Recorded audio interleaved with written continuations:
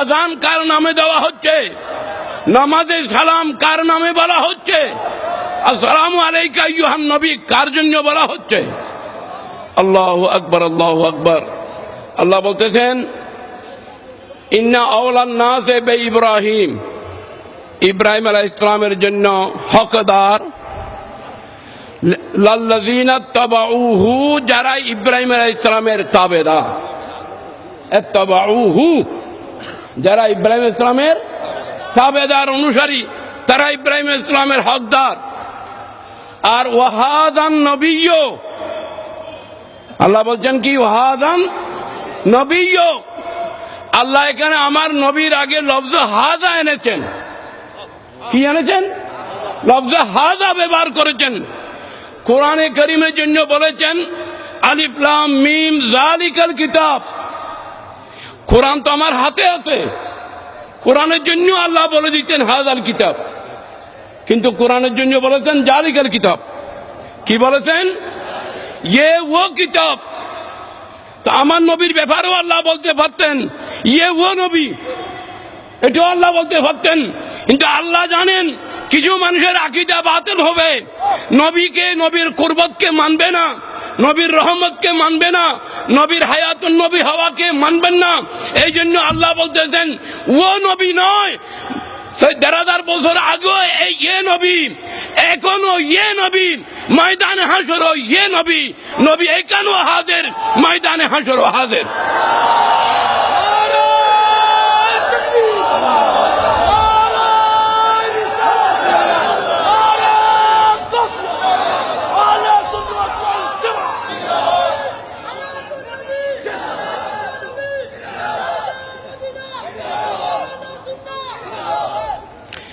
যদি কেউ একথা বলতে চান এটা আমার নবীর জন্য সাহাবায়ে কেরামের কাছে বলা হয়েছে, তাহলে তো ইসলামের খায়ের হয়ে যাবে। কারণ নামাজ সাহাবায়ে কেরামকে বলা হয়েছে।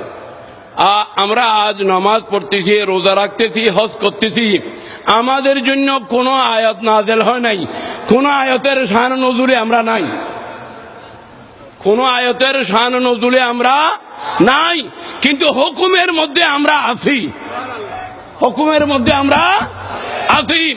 এই কারণে সরকারে দো আলম সাল্লাল্লাহু আলাইহি ওয়াসাল্লাম বলেছেন হায়াতি খায়রুল লাকুম।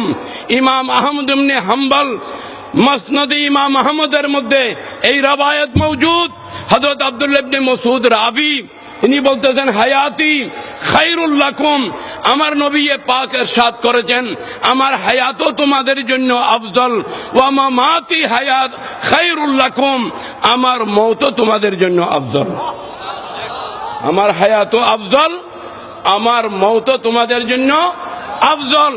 কারণ হায়াত আমি তোমাদেরকে নিয়ামত দিয়ে যাচ্ছি, রহমত দিয়ে যাচ্ছি, বরকত দিয়ে যাচ্ছি, শরীয়ত দিয়ে যাচ্ছি, তরিকত দিয়ে যাচ্ছি, সাহাবিয়তের মাকাম দিয়ে যাচ্ছি, এটা তোমাদের জন্য খায়ের, এবং আমার মওতও তোমাদের জন্য খায়ের।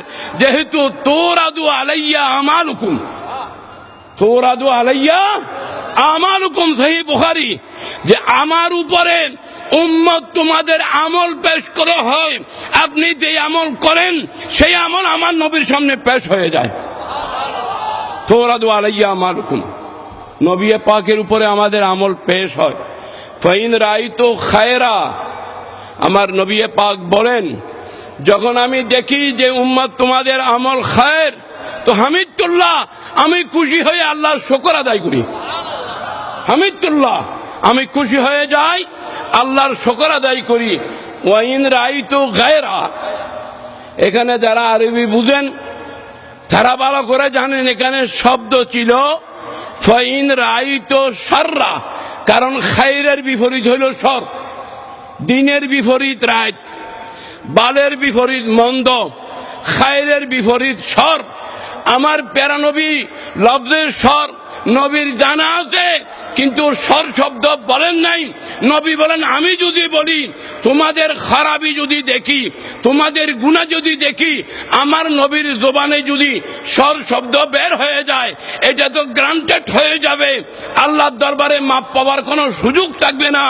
নবী বলেন, তোমরা গুনাহ করলেও আমি আমার রওজা মুবারকে বসে তোমাদের জন্য আল্লাহর কাছে নাস্তাগফিরুল্লাহ, আল্লাহর কাছে দোয়া করি, আল্লাহ আমার উম্মত বুঝে নাই, উম্মতকে তুমি মাফ করে দাও।